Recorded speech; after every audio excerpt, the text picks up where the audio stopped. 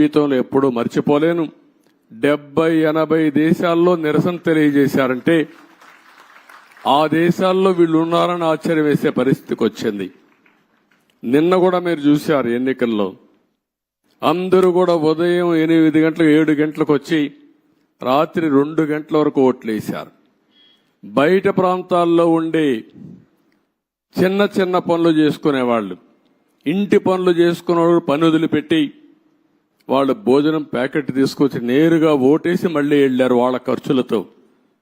ఎక్కడో America, Australia లేకపోతే ప్రపంచంలో వేరే దేశాల్లో ఉంటే లక్షల రూపాయలు ఖర్చు పెట్టుకుని వచ్చి ఓటేసి వాళ్ళ బాధ్యత నిర్వహించారు.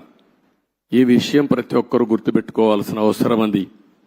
ఓటేయడం మీ బాధ్యత అనుకోని ఈ 5 ఏళ్లు చేసిన విధ్వంసం చూసిన తర్వాత మళ్లీ మేము భరించలేమనే ఉద్దేశంతో మీరు ముందుకు వచ్చారు.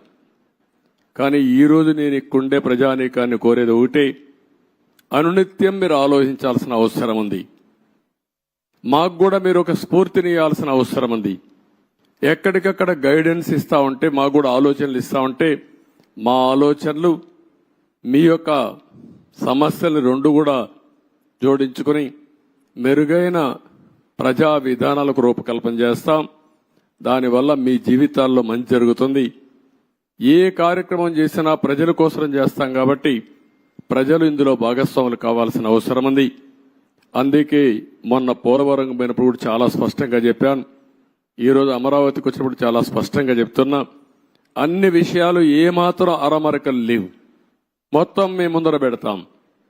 మేము చేసే ప్రతి ఒక్క పని మీ యొక్క భవిష్యత్తు కోసం చేసే పని కాబట్టి మిమ్మల్ని అందరినీ భాగస్వాములు చేయడం మా ప్రధానమైన కర్తవ్యం ప్రజాస్వామ్యంలో.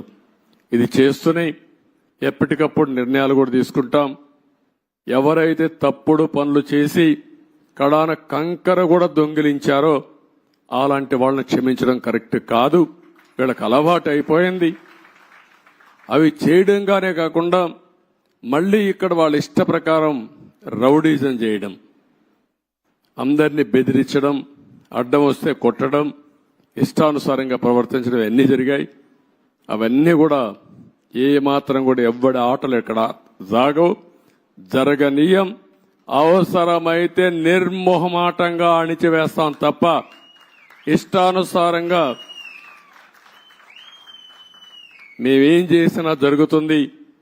రౌడీజం చేస్తాం, రాజకీయాన్ని అడ్డం పెట్టుకుంటామంటే మాత్రం అది జరగనీయకుండా చేస్తారని చెప్పి కూడా మీ అందరికీ హామీ ఇస్తూ మరొక్కసారి అందరికి కూడా ఇక్కడుండే రైతాంగానికి మనస్ఫూర్తిగా నమస్కారాలు. మిగిలిన అన్ని విషయాలు మాట్లాడతాను. మీకు ఏదైనా క్వశ్చన్స్ ఉంటే 1 or 2 media.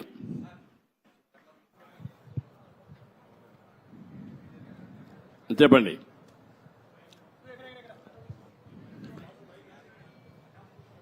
Mic. Hello sir, 1 minute mic. Mic ఎవరే ఇక్కడ?